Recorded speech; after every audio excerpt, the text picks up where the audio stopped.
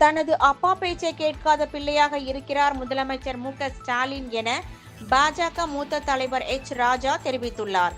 கோவில் நகரமான காஞ்சிபுரத்தில் உள்ள வழக்கருதீஸ்வரர் கோவிலில் சாமி தரிசனம் செய்த பின் செய்தியாளர்களை சந்தித்து பேசிய அவர், முன்னாள் முதலமைச்சர் கருணாநிதி நெஞ்சுக்கு நீதி என்ற தன்னுடைய சுயசரிதை நூலில் ஒரே நாடு ஒரே தேர்தல் திட்டத்தை ஆதரித்துள்ளதாகவும், ஆனால் அவருடைய பிள்ளையான இன்றைய முதலமைச்சர் மு.க.ஸ்டாலின் அந்த திட்டத்தை எதிர்த்துள்ளதால் அப்பா பேச்சை கேட்காத பிள்ளையாக திகழ்கிறார் என்றார்.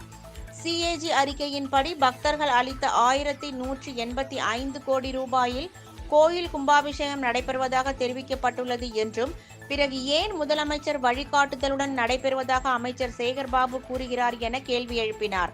31,000 கோவில் அறங்காவலர் குழு பதவிக்கு வெறும் 7,000 பேர் மட்டுமே விண்ணப்பித்துள்ளதாகவும், மீதமுள்ள பதவிக்கு யாரும் விண்ணப்பிக்கவில்லை என உச்சநீதிமன்றத்தில் தமிழக அரசு கூறியுள்ளதன் மூலம் மக்கள் திமுக அரசை நம்பாமலும் இது இந்து விரோத அரசு என்று மறைமுகமாக கூறியுள்ளதாக தெரிவித்தார்.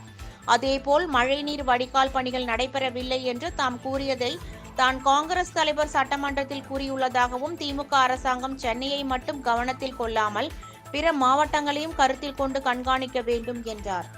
அவங்க அப்பா என்ன சொல்லியிருக்காரு, நெஞ்சுக்கு நீதியிலேயே அவர் சொல்றார், ஒரே நாடு ஒரே தேர்தல் ஆதரித்து பேசியிருக்கார். அதனால அப்பா சொன்னதை கேட்காத பிள்ளைங்கன்னா அது என்ன புள்ள, அணிப்புள்ள தென்னம்புள்ள மாதிரி. அதனால அதை நம்ம ஏற்றுக்க முடியாது. உங்கள் அப்பாவே அன்னைக்கு அதை ஏற்றுக்கிட்டு இருக்காரு அப்படிங்கிறத அவருக்கு ஞாபகப்படுத்த